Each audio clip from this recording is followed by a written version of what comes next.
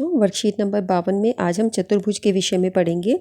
आप जानते हो कि चार भुजाओं वाली बंद आकृति को चतुर्भुज कहते हैं। एक ऐसा चतुर्भुज जिसकी आमने सामने की भुजाएं दोनों समानांतर हों और बराबर हों, समानांतर चतुर्भुज कहलाती है। आइए समानांतर चतुर्भुज की एक प्रमेय को समझते हैं। किसी समानांतर चतुर्भुज का एक विकर्ण उसे दो सर्वांगसम त्रिभुजों में विभाजित करता है। ये प्रमेय करनी है। जैसे आपके पास ये चतुर्भुज है ABCD, लेकिन ये कैसा चतुर्भुज है? समानांतर चतुर्भुज ABCD, यानी कि AB भुजा समानांतर है CD के और BC भुजा समानांतर है AD के। इसका विकर्ण AC इसको दो त्रिभुजों में विभाजित कर रहा है और ये दोनों त्रिभुज कैसे होंगे? सर्वांगसम। इसे हमें साबित करना है। तो उत्पत्ति ये प्रमेय आपकी ऐसी है। चलो उसका प्रूफ करते हैं। हम लोग क्या करेंगे? मान लीजिए ABCD एक समानांतर चतुर्भुज है और AC उसका एक विकर्ण है, आकृति में दिया गया है। देखिए कि विकर्ण AC समानांतर चतुर्भुज ABCD को दो त्रिभुजों ABC, त्रिभुज ABC, त्रिभुज ABC इसमें और त्रिभुज CDE में विभाजित करता है। हमें सिद्ध करना है कि ये दोनों त्रिभुज सर्वांगसम है। ये दोनों त्रिभुज सर्वांगसम है, ये सिद्ध करना है। तो त्रिभुज ABC और CDA में BC AD के समानांतर है। आप ये जानते हैं कि BC AD के समानांतर है क्योंकि समानांतर चतुर्भुज की यही पहचान होती है। और AC एक तिर्यक रेखा है जो उसके बीच में से जाती है, उसे हम तिर्यक रेखा कहते हैं। तो तिर्यक रेखा किस तरह के कोण बनाती है? संगत कोण, एकांतर कोण। अब आप देखिए कि यहाँ पर 6 और 5 ये दोनों कोण एक दूसरे के एकांतर कोण हैं और इनको बराबर होना चाहिए। ये 5 कोण और ये 6 कोण आप ये देख रहे हैं। यदि ये इसके समानांतर है और AC उसमें से तिर्यक रेखा जा रही है तो 5 और 1 ये समानांतर कोण बनते हैं। आपको ये बताया गया था अगर ये दोनों रेखाएं समानांतर होती हैं तो इस प्रकार के जो कोण बनते हैं ये तुम्हारे एकांतर कोण होते हैं। एक ऊपर कोण होता है और उसी लाइन पे एक नीचे होता है। ये जैसे ऊपर की तरफ है और ये एक नीचे की तरफ जा रहा है। इसी तरीके से हम ये भी जानते हैं कि ABCD के समानांतर है, ABCD के समानांतर है और उसमें से AC तिर्यक रेखा जा रही है। तो अब यहाँ पर कोण 3 और कोण 4 ये भी एकांतर कोण है और एकांतर कोणों का युग्म बराबर होता है अगर दो रेखाएं समानांतर होती हैं। और AC के उभयनिष्ठ है। AC = AC या AC = CA लिख सकते हो, बीच की रेखा ये बराबर होगी। सो अब आपने क्या देखा? दो कोण और बीच की एक रेखा ये बराबर। तो ये क्या हुआ? एंगल, साइड एंगल, कोण, भुजा, कोण। सो ये ASC नियम द्वारा दोनों त्रिभुज एक दूसरे के सर्वांगसम हो गए। ये हमने सिद्ध कर दिया। पहले हमने इन दोनों कोणों को साबित किया, कैसे? एकांतर कोणों के युग्म से। फिर इन दोनों को साबित किया एकांतर कोणों के युग्म से। हमने ये भी बताया कौन सी रेखा किसके समानांतर है और फिर हमने देखा AC तो कॉमन है, दोनों के बीच में आ रही है, कॉमन यानी उभयनिष्ठ। ठीक है, तो ASC नियम से एंगल, साइड एंगल, ये कोण था, ये एंगल है, ये साइड है और ये एंगल है। तो कोण, भुजा, कोण से ये दोनों सर्वांगसम हो गए, साबित हो गया। आइए क्रियाकलाप भी करते हैं। कागज पर एक समानांतर चतुर्भुज खींचकर उसको काट दीजिए। इसके विकर्ण के अनुदिश काट दीजिए, विकर्ण के उधर से कटिंग करनी है। अब आपको दो त्रिभुज मिले। इन त्रिभुजों को आप एक दूसरे के ऊपर रख के देखिए। अगर जरूरत पड़े तो हम त्रिभुज को घुमा भी सकते हैं। आप क्या देखते हैं कि दोनों त्रिभुज परस्पर सर्वांगसम है, वो एक दूसरे को पूरा ढक देंगे। इसी तरह एक और समानांतर चतुर्भुज बनाओ, उसका कुछ और माप हो। अलग अलग माप के समानांतर चतुर्भुज बनाते हैं और अगर हम उसको विकर्ण के अनुदिश काटें तो हम देखते हैं कि सर्वांगसम त्रिभुज ही हमें प्राप्त होते हैं। तो ये आपकी एक प्रमेय है जो साबित हो गई। आइए अब कुछ प्रश्न करते हैं। समानांतर चतुर्भुज ABCD का विकर्ण AC कोण A को समद्विभाजित करता है। जैसे ये ABCD एक समानांतर चतुर्भुज है तो इसके अंदर AB CD के समानांतर होगी और BC AD के समानांतर होगी। अब इसका जो कोण A है वो समद्विभाजित हो रहा है, यानी इसके ये कोण दोनों बराबर है, ये कोण इसके बराबर है।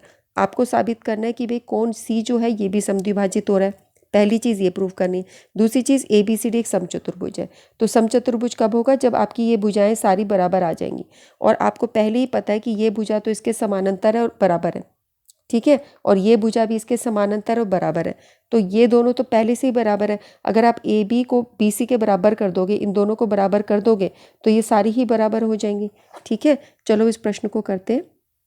इसके लिए मैंने बच्चों इंग्लिश की वर्कशीट लगाई है, इस पिक्चर को लगाया। मैं आपको इसको हिंदी के टर्म्स भी बताती चलूँगी और ये बहुत ही सिंपल इंग्लिश है, तुम समझ सकते हो।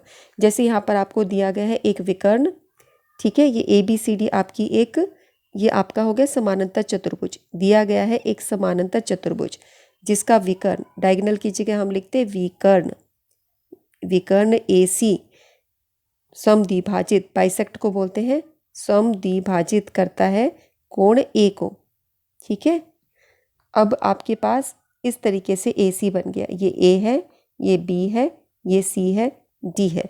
आपको साबित करना है कि यदि कोण 1 कोण 2 के बराबर है तो कोण 3 कोण 4 के बराबर है। ठीक है, हमें दिया गया है एक विकर्ण ए सी जो समद्विभाजित कर रहा है समचतुर्भुज ए बी सी डी को दो त्रिभुजों में।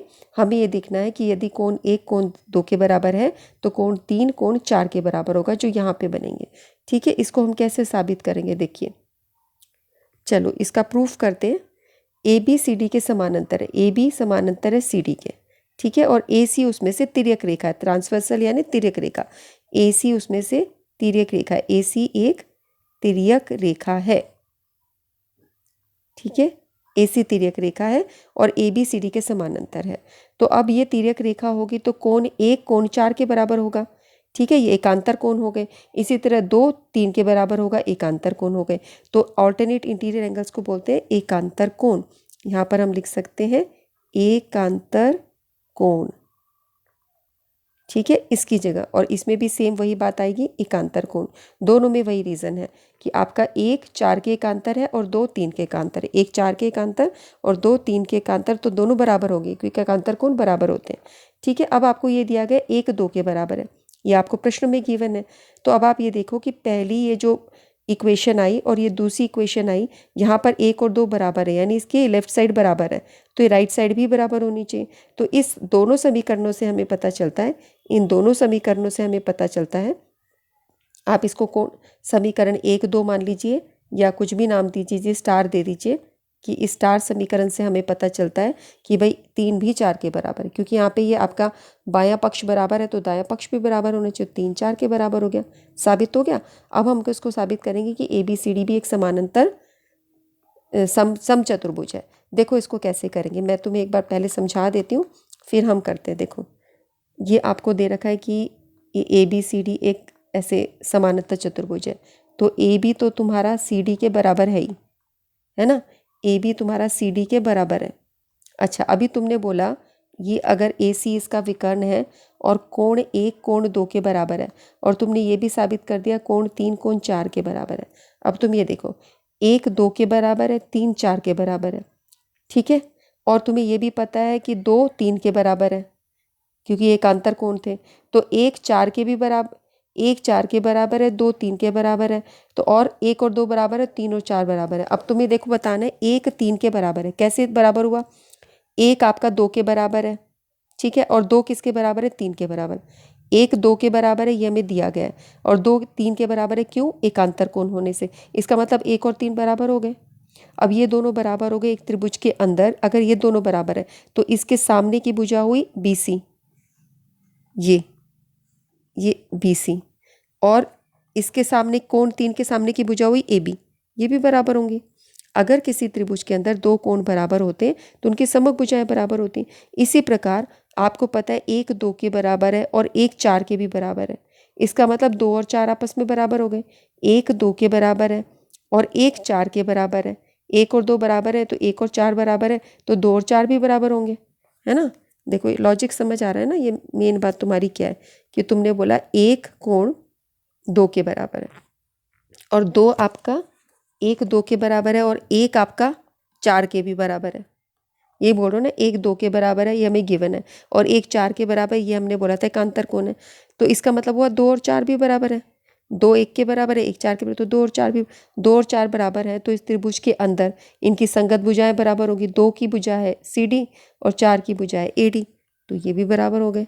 अब आप देखो ये भुजा इसके बराबर है, ये भुजा इसके बराबर है, ए बी सी डी तो पहले बराबर थी। इसका मतलब ये सारी भुजाएं बराबर हो गई। ठीक है, इसको देखो लिख कैसे रहे, लिखा हुआ मैं तुम्हें दिखा देती हूँ। देखो इसको कैसे लिखोगे, चित्र तो तुम्हारे पास हो ही गया। अब इसको देखो कैसे लिखेंगे। आप बोलोगे क्योंकि विकर्ण, डायगोनल यानी विकर्ण समानांतर चतुर्भुज का उसको 2 सर्वांग सम त्रिभुजों में बांट रहा है, ये दोनों सर्वांग त्रिभुज है, ये सर्वांग का निशान है। कोण 1 कोण 4 के बराबर है, कोण 2 कोण 3 के बराबर है, 1 2 के भी बराबर है और 3 4 के बराबर हो गया। तो इसका मतलब हुआ 2 और 4 बराबर और 1 और 3 बराबर। ठीक है ना। ये जो तुम्हारा चित्र है ऐसे है, 1 2 के बराबर, 3 4 के बराबर, A B C D। देखो ये क्या बोल रहा है, 1 4 के बराबर है, ठीक है, और 2 3 के बराबर है, एकांतर कोण थे। लेकिन 1 2 के बराबर है और 3 4 के बराबर, ये हमने अभी ऊपर साबित किया। तो 2 आपका 4 के बराबर होगा और 1 3 के बराबर होगा। 2 4 के बराबर है, इसका मतलब CD AD के बराबर है। 2 के सामने CD और 4 के सामने AD, CD AD बराबर है। इसकी ये और इससे ये 2 भुजाएं बराबर हो गई, है ना। इससे ये बराबर हो गई और इससे ये बराबर हो गई। ठीक है, क्योंकि एक त्रिभुज की 2 अगर कोण बराबर हो तो उनकी संगत भुजाएं भी बराबर होती हैं एक त्रिभुज के अंदर। ठीक है, उनकी सम्मुख भुजाएं भी बराबर होती है। सम्मुख भुजाएं, अपोजिट साइड्स को बोलते हैं सम्मुख भुजाएं। तो अब लेकिन ABCD के बराबर दिया है, BCAD के बराबर दिया है, समानांतर चतुर्भुज की भुजाएं बराबर होती है, वो होती हैं। इसका मतलब सारी भुजाएं बराबर। तो ABCD एक रोम्बस है, यानी एक समचतुर्भुज है, क्योंकि इसकी सब भुजाएं बराबर हो गई। ABCD is a rhombus. ABCD एक समचतुर्भुज है। अगला प्रश्न है, SSS नियम के द्वारा किसी समानांतर चतुर्भुज का विकर्ण उसे 2 सर्वांगसम त्रिभुजों में विभाजित करता है। अभी हमने इसको साबित किया था ASA से, अब हम इसको साबित करेंगे SSS से, जो प्रमेय हमने अभी करी। देखो यहाँ पर आपको दिया गया एक समानांतर चतुर्भुज ABCD, जिसका विकर्ण AC 2 त्रिभुज बनाता है, ABC त्रिभुज और ADC त्रिभुज, ABC और ADC। आपको साबित करना है दोनों सर्वांगसम है। तो इन दोनों त्रिभुजों के अंदर ABCD के बराबर है, ठीक है, और BC AD के बराबर है, क्योंकि समानांतर चतुर्भुज की सम्मुख भुजाएं बराबर होती हैं। उस नियम के हिसाब से ये दोनों बराबर हैं। और AC इक्वल टू AC, ये आपका कॉमन है, उभयनिष्ठ। तो दोनों त्रिभुज किससे सर्वांगसम हो गए, ये भी भुजा, ये भी भुजा, ये भी भुजा, ये भुजा इसके बराबर, ये भुजा इसके बराबर, समानांतर चतुर्भुज की सम्मुख भुजाएं बराबर होती हैं। ये भुजा इसके बराबर, समानांतर चतुर्भुज की सम्मुख भुजाएं बराबर होती हैं। ये कॉमन है तुम्हारी। तो सब जगह SSS सर्वांगसमता नियम से दोनों त्रिभुज सर्वांगसम हो गए, यही साबित करना। तो वही हमने ASA से भी साबित किया, अभी पीछे एग्जाम्पल में ASA से साबित किया था, और अभी इसी को हमने SSS सर्वांगसमता नियम से साबित किया। ठीक है, कमेंट सेक्शन में कमेंट करो, पिक्चर्स अपनी टीचर्स को सेंड करो। हम लोग फिर मिलते हैं, तब तक के लिए बाय बाय।